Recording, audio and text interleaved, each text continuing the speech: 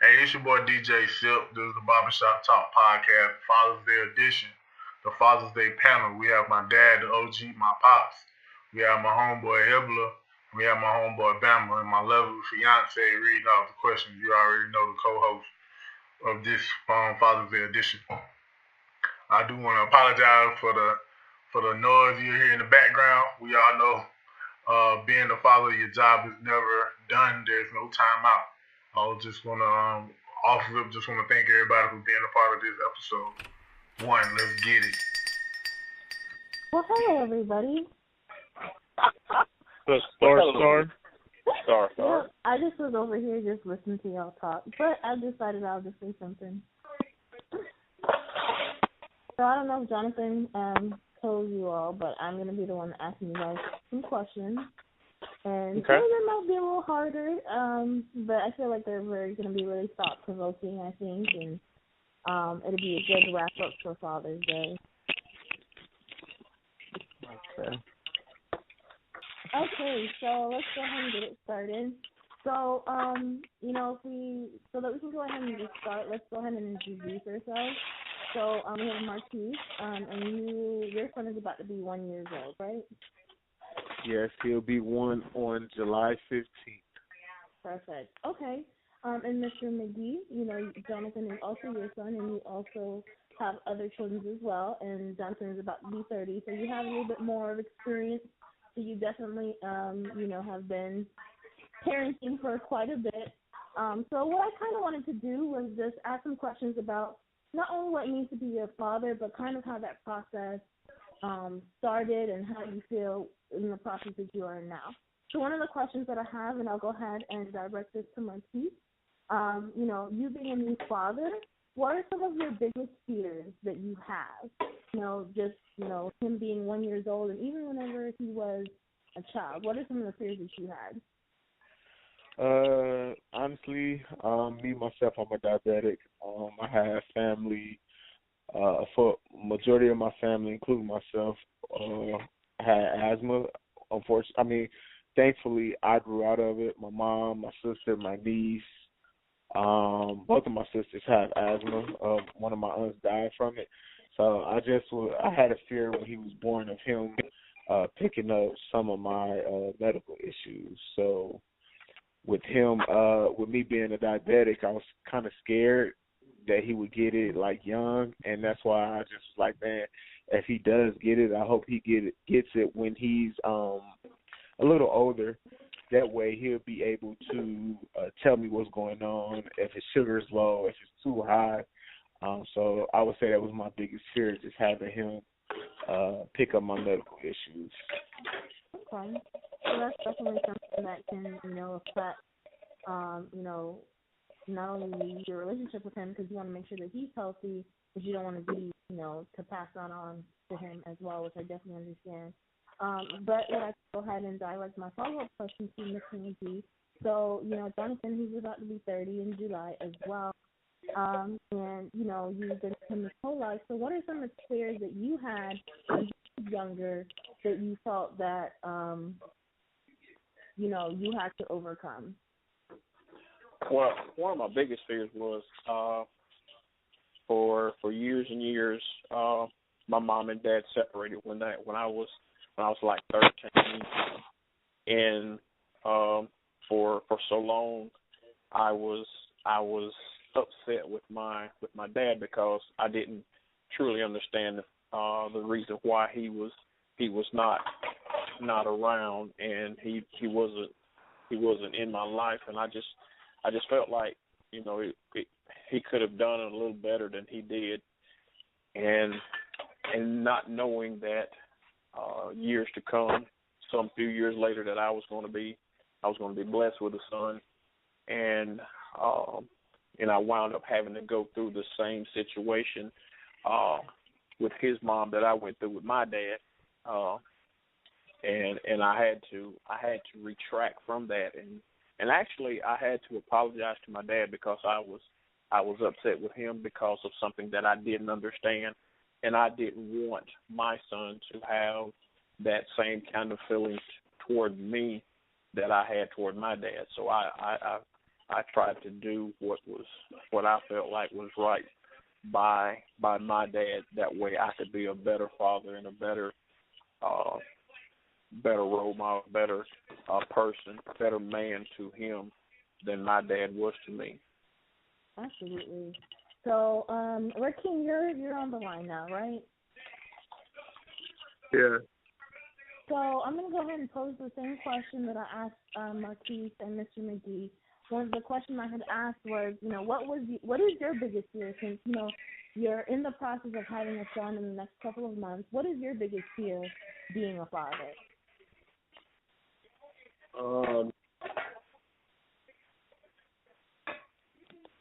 I probably I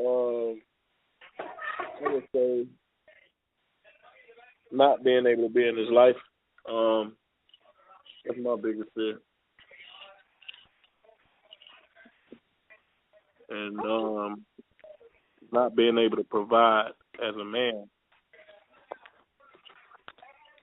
Okay, yeah, absolutely. That's especially, when you're teaching your son how to be a man, that's one of the things that you want to instill in your son, which kind of brings me to my next question.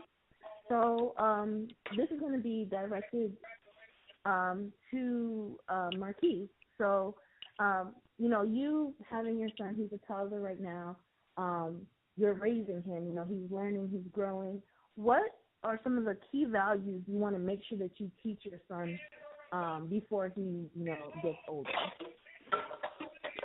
To respect. Respect is one of the first things I want him to learn. I want him to respect every person he comes across, regardless of what they have or what they may not have. Growing up, you see a lot of people who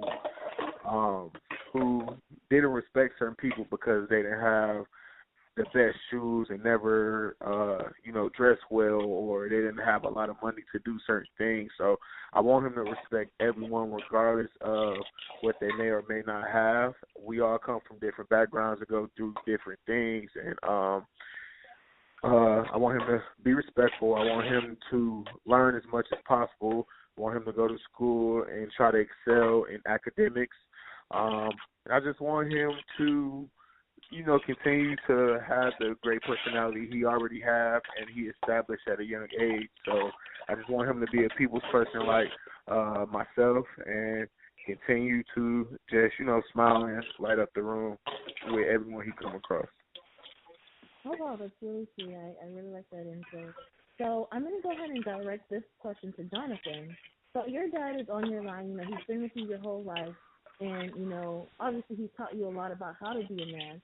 What are some things that you feel like yourself has taught you as far as values that you use every day? Values off the top of my head is just being a good person to other people. Like, you can probably ask majority of my friends, maybe all of my friends, I probably would go over and beyond for them to help them out to make sure they're good.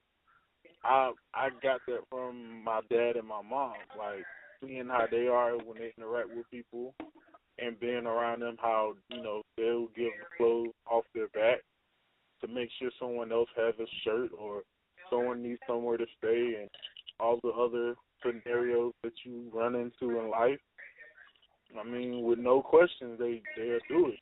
They don't ask for anything in return or nothing. So that's something I know I got that from him. And of course, like I have a number of friends who could probably tell you I'll go over and beyond for them. But that's just my nature. Okay, so that's a really good question.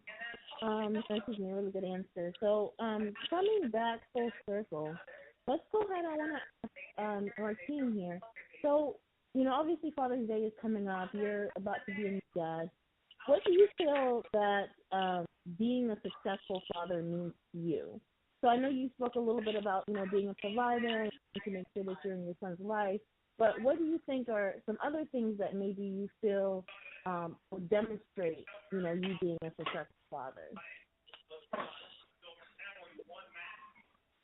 Well, one thing that I think about I can say keeping my word.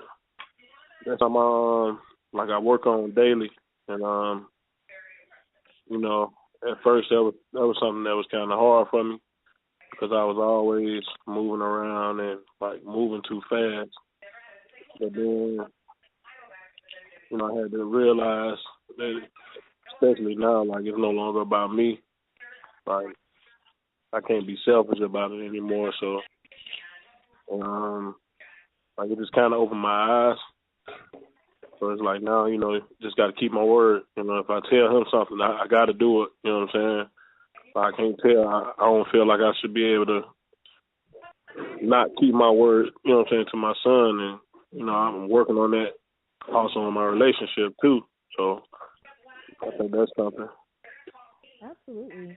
And I'm going to go ahead and direct the same question to you, Marquise. What does being a successful father mean to you? You're a little bit, in the process of, raising a child. Like, what are little things that your son does that, kind of demonstrates to you that you're being a successful father? Just my presence. Always, I got a motto saying, presence over presence, and just being there for him and teaching him just on how to become a better person, and just the little things, teaching him how to eat, and just when I walk in the door and he smiles and he crawls, and it comes to me and means so much to me because as a child I never had that. So my dad died when I was born. He got killed by his best friend. So growing up, being involved in sports, being around other friends and seeing them with their fathers and having that void in my heart, it always pondered on my mind that when I have my child, I would just be there for them. I'll be there for them mentally, physically, financially. I just want to provide in the best way possible. So just seeing him laugh and play and, just lay on me and little stuff like that, it means so much. So it's something to really, truly be grateful for. Absolutely. Okay, so I'm going to go ahead and move on to the next question, and I'm going to go right back to you, Marquise. So, you're like we just spoke about, he's pretty young.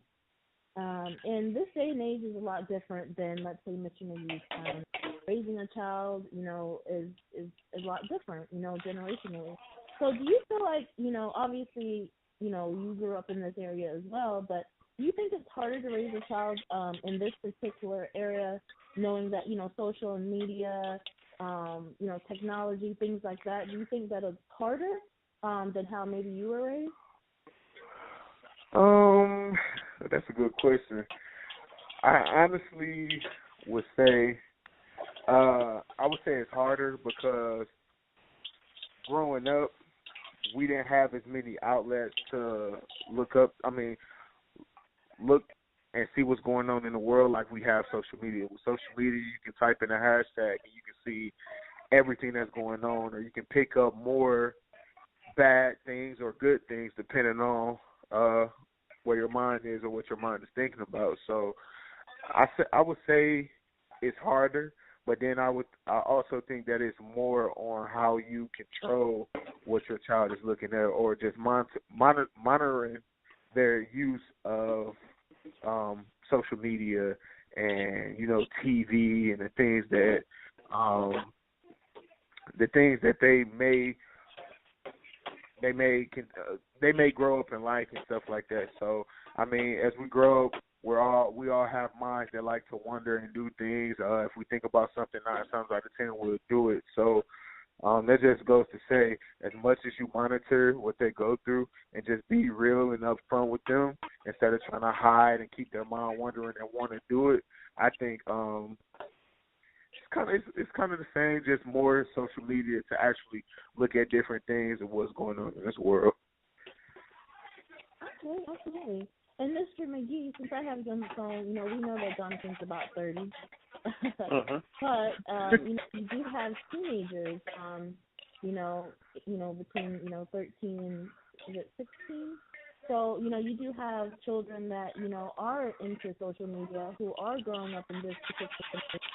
Do you feel like it's harder to control that as a parent, or do you feel as though it's pretty much the same across the board, even regardless of the technology differences.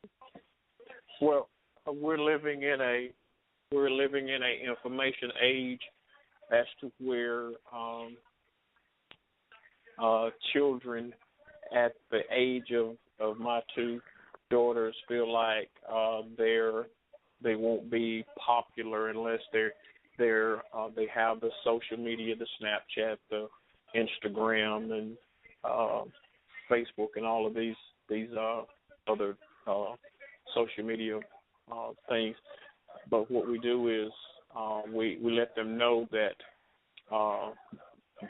social media has a way of presenting this false persona of what most people deem as reality, but it's actually not reality. A lot of things they see on social media, and then they will actually encounter it in real life, and they'll realize it's not as real as they're presenting it on social media. So what we have to do is we have to let them know is though we give you access to it, know this, we also have access to it, because there are so many things that social media will present to them.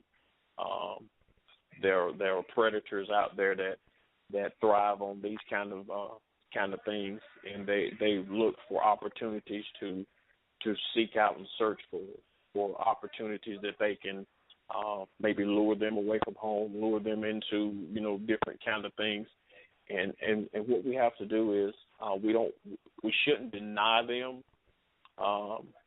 the opportunity to be a part of social media, but also monitor the things that they can and cannot do on social media. That way, it won't get to the point to where it get blown out of hand. But even as adults, we have to monitor and be mindful of what kind of the things that we post on social media, timing on social media, and all of that. So it's kind of difficult in this day and age to where when it was just me and Jonathan, we didn't have social media. Me and him did a lot of interacting, a lot of going, a lot of just spending time watching TV, and our biggest thing was wrestling, and that's what we as father and son did when we were at when he was younger. So social media is, like I said, it's good, but you have to also be careful in it, because it can present some things to you that's really not real, and you have to you just have to monitor it and know what is and what's not. Okay, that's a really good answer. So coming back a little bit to maybe a little bit of a harder question, so let's put everybody on the board with this question, and some of you kind of spoke a little bit about it, but I want to go ahead and direct this question first to Rakeem. So what are some things that you plan on doing for your son that your father didn't do or wasn't able to do for you? Well, if anything. I just want to be able to be there every day. Be there every day in his life. Just sit down and talk to him.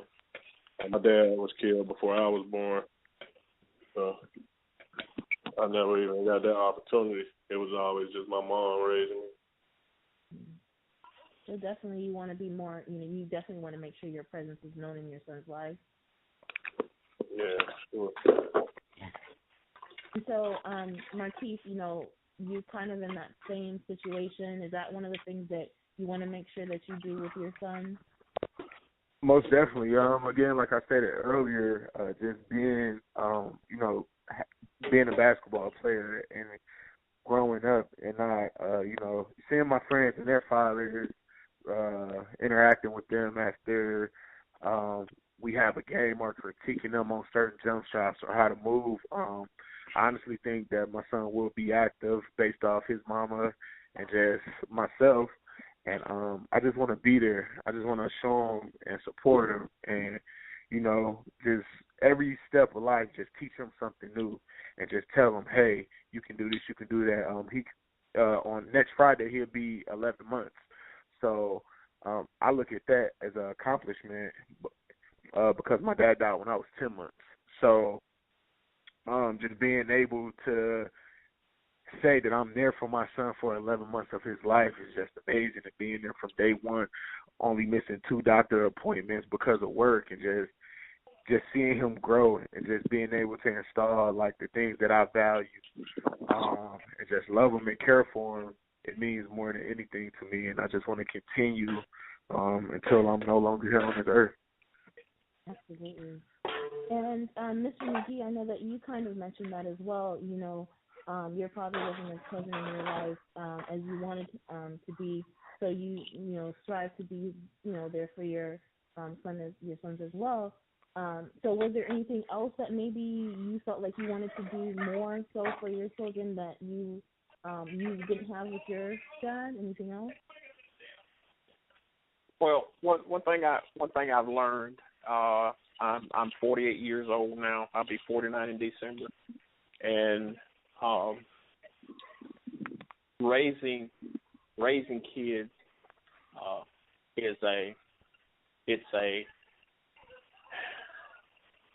it's a hands-on experience, and just to piggyback off of what Marquis said, I always wanted to let him know that it wasn't always about the money, the present versus the present. That was a great analogy that he used, because in this day and age, kids are looking for the present, and not realizing that the present of the father is more valuable than any money that you can give a child, any thing that you can, anything that you could possibly do for a child is just having that presence and letting that child know, yes, you can. You should never teach a child to say that they can't, because can't is not even, shouldn't even be in their vocabulary. And one thing my mom always told me to instill in Jonathan was always teach him to be respectful, always to be mindful of other people's of feelings. And he forestated earlier that his dad and his mom both would give you the shirt off their back, and it was just something that was raised up in us because we come from a large family. We didn't have a lot, so the little things that we had, we took value in. We gave a lot of respect to our parents because they done what they were capable of doing in that present time. So, and that's one thing I want Jonathan and my other kids to always know, to always be mindful of others, respect others, do what you can for others, and in return, as my mama would say, if you do good, good will always return to you, and that's something I always try to instill in them. If you do good, good will return to you. Perfect. So what I'm going to go ahead and do now, Jonathan, I'm actually going to divert the same question to you. So I know your father's on the phone, but what are some things that you felt that, that you didn't get that you wanted to do for any children that you have in the future? Well, I'm going to preface by saying I love every single one of my brothers and sisters. I want to go ahead and preface that like that, just in case if they ever hear this. Your big brother loves y'all with all his heart. But deep down, a part of me always wished that everything would have went good between my mom and dad and they would still been together instead of being separated when they did and everything. I mean, I feel like I still turned out great, with that happening the way it happened. But I always thought about, like, what if they stayed together? What if, where would I be? Would I still be in Mississippi? Or how would I turned out if they were still together? And if you think about it, it'll be, they'd have been together for a very long time if they were still married. So that's one of the things I know for sure that whenever I'm able to have a child of my own, I want to make sure I want to be with the mother forever. And one of the things I always thought was maybe, I wonder if they was like just too young to get married, I guess, and didn't have a chance to we never talked about it. I always wondered, it was like, well, maybe they was too young to get married and they didn't have a chance to have a real good filling out process of, hey, we have a kid, we're young, we have a kid. Like, okay, what do we do? So I always thought about it, but I never sat down and actually had a conversation with my dad about it. But that's actually a conversation. I'm at the point to where, okay, I'm like you said, I'm almost 30. I feel like I could have that conversation and be good, because I always wonder, it was like, well, maybe I'm doing the right thing now by, look, me about to be 30. I don't have any kids right now, and eventually, get married and then have a kid. So I wonder if the steps that I'm taking is a good way. Not saying there's anything wrong with with Rakeem and Marquise, in their situation, but I just know for me that's kind of the steps that I wanted to take in my life. And I dodged like 2 bullets, so I feel like I'm going in the right direction. Oh Lord. Okay, I don't know. Good answer. So, all right, so let's go ahead and lighten things up a little bit.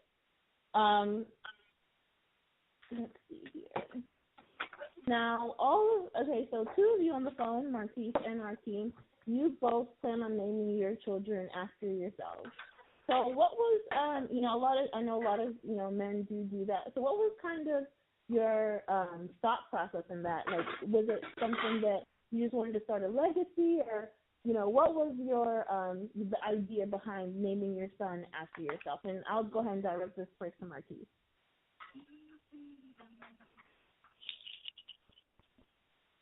I'm sorry, can you say that again? No problem. So, you named your son after you. He's a junior, and our team also plans on doing the same. What was the thought process or idea behind that? Was it something that you did because of, you wanted to kind of start a legacy, or what prompted you to do that? Well, originally, when we first started talking about names, I had the name David Dwayne, or Dwayne David. That's my dad's middle name, and one of my close friends who we got shot at and he got killed. So I wanted to name him after him, but once we went to the doctor and they said that it was a boy, I don't know, Marquise Lamar Hibbler just stuck in my head. So from there, I got to name him Marquise, and then I just thought about my legacy and, just trying to start something new. I want to turn over a new leaf for my last name. I feel like majority of my family with this name, which is a name that isn't like a popular name. I just wanted to create my legacy, and I had like book ideas for my last name and just a whole bunch of stuff that all played a part into naming him after me. So it was more of a legacy, and also just, my first boy, just naming him after me. So. Absolutely. Okay, and Mr. So, you have 3 sons, and you don't have a junior. Did you ever feel like you ever wanted to do that and name one of your sons after you? Well, I like the fact that that the name carries on. I was given my dad's first name. My dad's name was Jesse, and My mom named me Jesse, and James after my uncle. But this is what I say to that. If you live a life before your child, with your child, whether it's named after you or whatever, if you name it Joe Billy Bob, but the legacy that you live before your child should live through your child, and that child should be able to carry that legacy on, the values that you instill in that child, the love that you instill in that child, the accountability that you instill in that child. That's the legacy that I want to say to my three sons, that in the years to come, that they can look back and say, these are some of the things that my dad did, and it worked. It actually, blossomed and it grew, and it was great. So I feel like if it worked for Dad, I could at least give it a try and let his legacy that he left for us live through us. And I would have loved to have all three of my sons named after me. I'm going to have three Jessies, but I just want to have the thought process of saying in the years to come that one of my three sons actually carried on my legacy. I would love to see Jonathan standing with some clippers in his hand cutting hair, or years to come be pastor of a church, or he and one of the biggest things, one of the greatest things. This is what blessed my heart to the fact of saying he's following in my footsteps. That when he decided to become a Mason, and I've been a Mason since '92, and when he told me that was the route that he wanted to take, he don't know how much that blessed my heart to say, here's my oldest deciding to follow in his dad's footsteps and do some of the things that his dad did, and it just blessed my heart. But just knowing that living the life before them creates a greater legacy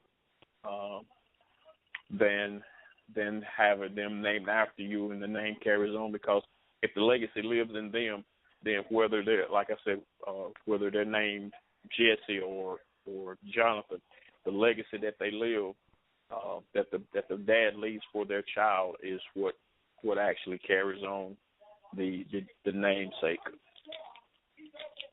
I got my hand raised. I have something to say about all of that too. So, Okay, personally, I feel like I love his response. I feel like he lost it. I feel like he lost that battle. Like I feel like Marquise kind of won that battle. Was like, I'm gonna name him a junior, and Yolanda was like, all right, cool. I feel like they won and we lost, because I kind of, even though I don't have a son right now, just say, we have a son. I kind of already lost that battle with the name, so I was like, Yeah, and I can feedback off Pops, just because it's like you said, regardless of that name, it's about what you're teaching him and the legacy that you're creating with him, regardless of the name. So, I mean, we all got our different reasons on why we chose a name, and it comes about many different ways. So, it's just, it's all about sitting down with your lady and figuring it out. Some ladies, not with the name. Some people got reason why they don't want a junior, and then some people reasons why they want a junior. So we all got, at the end of the day, as long as you can come to the table and say, hey, I created this legacy. I did this, I did that, and my son is creating his legacy and doing this and doing that, and it's all on a good foot, then who's to say if you're right or wrong? It's just something, we all choose, and we all take that different path when it comes to while we're naming our child their name. So I agree with you, Pops. Okay, that's really great answers all around. So, now one of the questions that, because all of you guys have sons, for Rakeem and Marquise, and Mr. McGee, you guys all started off with sons. Do you think that, is it something that you wanted to do? Is it something that obviously you can't choose genetics, but do you feel as though having a son kind of prepares you a little bit more to be a greater man, or do you think, that either gender of a child would have led you in the same place? I'll go ahead and direct that to Rakeem. Well, I feel like it did. It kind of changed my perspective a lot. Like I said, I can't really think about myself anymore. When I lived a little reckless, and like I really ain't think a lot. I really ain't think about a lot of different situations. But now, I can't. I got somebody that I'll be leaving behind. You know what I'm saying? If something was to happen or something was to go wrong, so it's different for me now, and I just can't be that. I don't want to be a bad example. That's not what I'm trying to. You know what I'm saying? That's not what I'm trying to live like, and I'm not trying to bring my son into it. They always talk about generational curses, and if that's taught, then that's what's gonna be done. So if I bring him up right, then I know he gonna do the right thing. Train him up right, then they gonna do the right thing.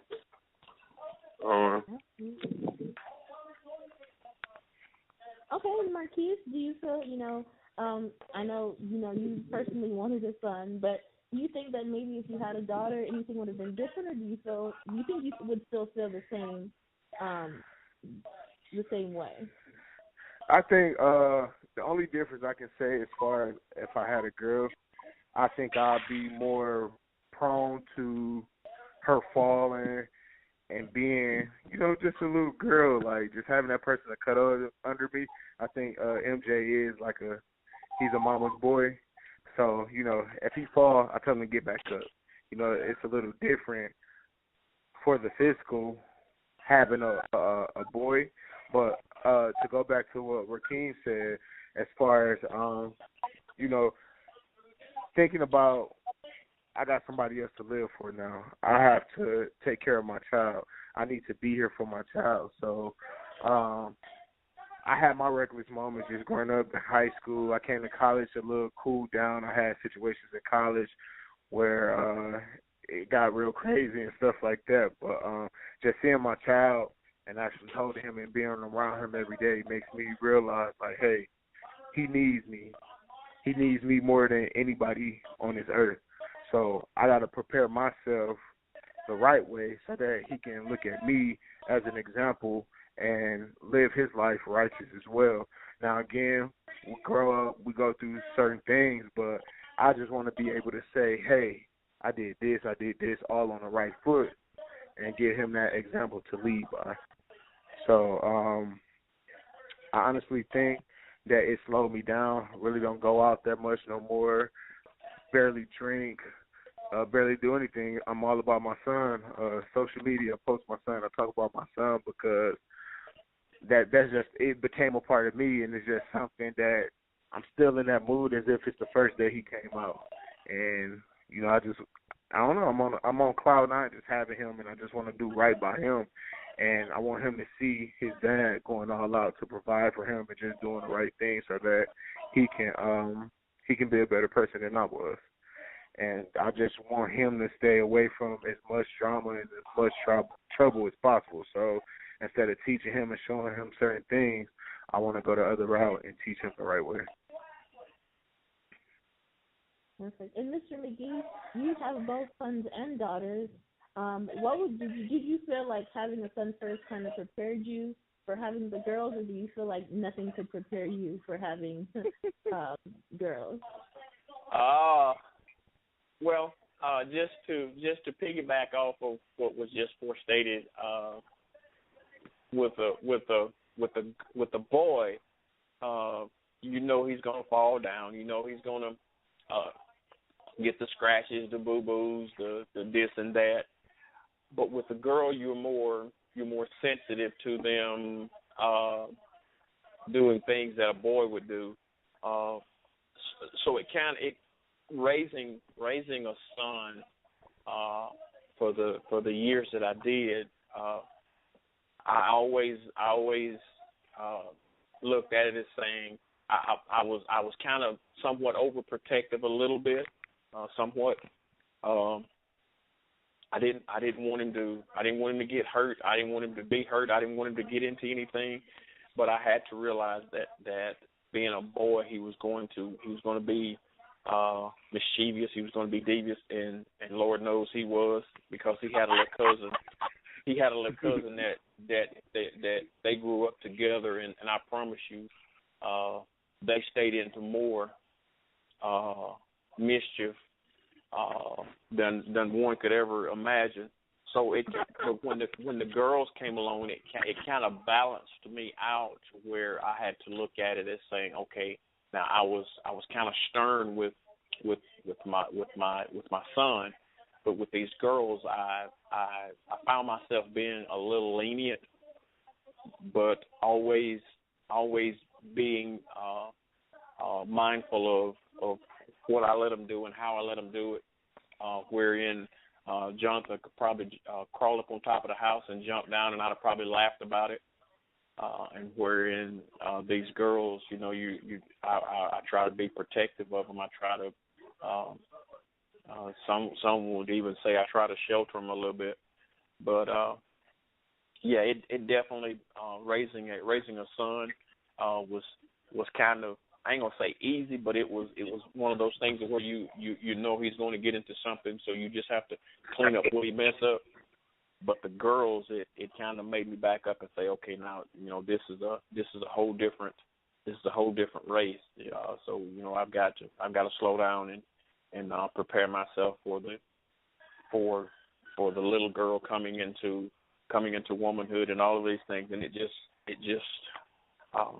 just made me look at it from a whole different perspective as raising a son and then raising daughters. Alrighty. So I'm gonna go ahead and wrap it up by asking one question. Right back to Mr. McGee. What are some words of wisdom that you would give Rakeem, who is going to become a father in the next couple of months, and Marquise, who has been a father for almost a year now, but still has a lot of a ways to go? What are some things that you would suggest or give advice about? First off, I'd like to say I'm honored to have the opportunity to share this, and I told Jonathan this last night. I said I feel like the old bull talking to the three younger bulls about how to take life and how to approach life, especially from the perspective of being a father. Take it slow. There's no fast route. There's no shorter route that you can take into raising children in this day and age, because we're living in an era now to where in most cases the father is absent in a lot of the kids' life, and the time that you put in with your child is the legacy that you'll leave with them. And most of all, and I find this mostly important. This is no strike to a lady, but a woman can't teach a man how to be a man, and the timing that you put in with your son will be the most important time that you could ever spend with that child, and teaching him how to be the man, how to respect a woman, most of all, how to never disrespect any lady, whether it's mother, girlfriend, auntie, grandmother, whoever the case might be. Always be respectful, and just talking with you guys tonight gives me an insight in knowing that you all is going to do the right thing by your children, especially the young man that's who's fixing to become a father. I say to you, value the time with that child, and to the young man that already has a child, spend time with that child. I heard you say that your dad died when you was 10 months old, and your child is fixing to be 11 months old.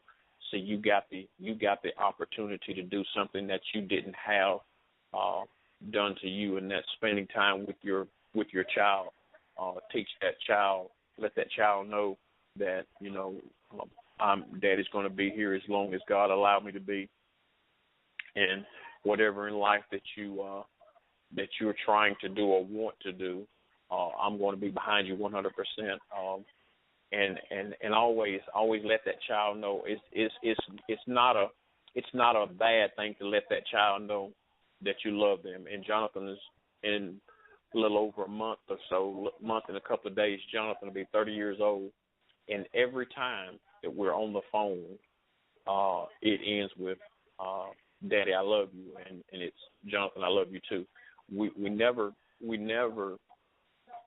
conversate and end the conversation without telling each other we love each other, and that's just not something that's not done in this day and age, because I feel like if there was more father and son love showed, the young men that we're losing in so many different things and killings and this and that, I think it would be somewhat different if the father would show that child, that young man that yeah, I can love you, and you can still be the man that you want to be, or you can tell me you love me, or I can tell you I love you, and you can still be that man that that you're trying to be. So just timing, presence, and letting that child know that, as I stated, that you love them, and that goes a long way, because it gives that child a sense of saying, look, my dad was manly enough to tell me that he loved me, and I feel like if he's that manly enough to tell me that he loves me, then I myself can be man enough to tell my child or the generation to come that I love them, and that gives goes back to what he said about the generation curse. Now you can curse a generation of children, and I think we're living in that time now, because we see so much is happening with our young men, young boys dying early in life, and not getting the opportunity to experience being fathers, to where they can say it's not as bad as it seems, because now I've got this child, and now I have to not take the focus so much off of me, and put all of my time and energy into this child and raising this child, and make sure that this child is not without has everything that it needs, and making sure that it's raised in the proper way. Let it know that it's loved. Let it know that that I'm going to be there for it. So it's a great thing, and I hope and pray that something like this that we can continue to do. That way, y'all can the three of you guys can actually see that it's okay to tell your child that you love them. It's okay to tell that young man that you love them, and you still be the man that you're supposed to be. Okay, so that was a really great answer. It was. I'm going to go ahead and wrap up my question. That was the last of my questions. Is there anything else that anyone else wants to, say or, jump on or piggyback off of? Yeah, I definitely want to piggyback off what Mr. McGee just said. Just going to Rakeem, bro, just time, bro. Time. Like, time is so vital to just, it's going to be so vital to your child, and just like you said, just telling them to love. Like I go from morning to night telling my son I love you, I love you, I love you. I got this thing with the number 15 where I was born on November 15th. He was born July 15th. My dad was born on the 15th. My sister was born on the 15th, and me and his mom got together on the 15th. So I always kiss him 15 times, sometime throughout the day, and just tell him I love him as much as possible. It's times where I catch myself like tearing up just from looking at his little accomplishments, and it'd be something so small, but I'd be so happy, and sometimes tears of joy just come up. So, man, bro, just spend that time, let him know that he loved and that he always got you in his corner regardless of what happens between you and his mom. God forbid that anything negative or anything happens just in the world as he grows and go do different things and, you know, he starts to become his own person. Just let him know he's always loved. And, you know, it was something that I lacked. So I always told myself growing up back in high school that once I have my child, I'd never be absent in his life. So that's why I'm there. I'm present every day. And I just try to make the best of it. Got to. So those are the final words I had to say. And, you know, as more of our friends and these young men that we surround ourselves with become fathers, we do need to have more conversations like this and, you know, drift away from our average conversation of sports or music and stuff like that and just speak realism to each other and be there for each other. And it's something where a lot of people think it makes you a weak man because you express your emotions or express how you feel about certain things, but at the same time, it's stuff that we need because just we're God's children. We got emotions. We feel certain ways, and sometimes to express it amongst other men and just let it go and just be there for each other. And you know, you can call me, hey, bro. Man, it's hard because it's gonna be hard. It ain't gonna be easy, especially those first couple months with just that child not being able to react or tell you what's wrong or what's going on, so you got to figure it out. So it's going to drive you crazy, but you're going to love it at the same time. And I can't picture my days without my son, so that's the advice I can give you, bro. Well, that was really good. I almost teared up a little bit. But, wow. And I just kind of wanted to chime in. I know I said I was done, but I really, really appreciate all you guys for being on this panel. I just kind of got enlisted to ask these questions, but as someone that also grew up without their father as well, it's really refreshing to see, men in our demographic, in our age group, who are definitely trying to, make that extra effort to be in their child's lives. And, coming from someone who has children, who's been in all of their lives, and who, who's, obviously done a really great job with Jonathan. And I just wanted to say that was really, really both of the parts. So I'm going to go ahead and kick this over to Jonathan. Go ahead and take it away. I appreciate the shuffling, the time, and we were supposed to record last night, and we wasn't this night. I just want to say, tell y'all, I love that y'all are in my life. And like you said, we have to do more, to where it's like we can have a nice channel and we can actually talk about it. As you can hear my sister in the background. She's in her kitchen raiding. Right. But this like I said, when I had this idea, I really was like, I want to be able to figure out a way where I can get Bama some advice because, like you said, I don't have a child, and so I have my dad. I know Marquise. It's like these are two people I know that can give some type of advice for you, Bama. Like, all right, cool. I know, how to try to handle this, and like I said, you always got people in your corner who can help you whenever you need help with anything. And like I said, man, just whatever you need, and we here. You already know. Well, and also my lovely young lady, I appreciate you doing the questions, babe. No problem. Alrighty. Well, gentlemen, I appreciate everything. It's the end of the Barbershop Talk podcast, the Father's Day edition. And like I said, I love each and every one of y'all, and I appreciate everything y'all do, everything y'all have done for me in my life and my journey. And I already love Brody. Yeah, nothing but love. Nothing but love. Yeah.